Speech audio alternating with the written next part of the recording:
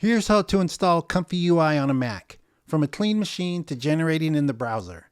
Git first, then the environment, then the launch. The whole thing takes about 10 minutes. Type Git and hit enter. On a fresh Mac, macOS notices the command line developer tools are missing. Click install, agree to the license, and let it run. It's a few gigabytes, so give it a bit. When it finishes, you have Git, Python, and the compilers, everything this install needs. Quick check that Git and Python 3 both answer. I'm on 3.12. Now pull ComfyUI down from GitHub and step into the folder. Everything from here on happens inside it. Create a virtual environment and activate it. The venv prefix on the prompt means packages install into this folder, then PyTorch.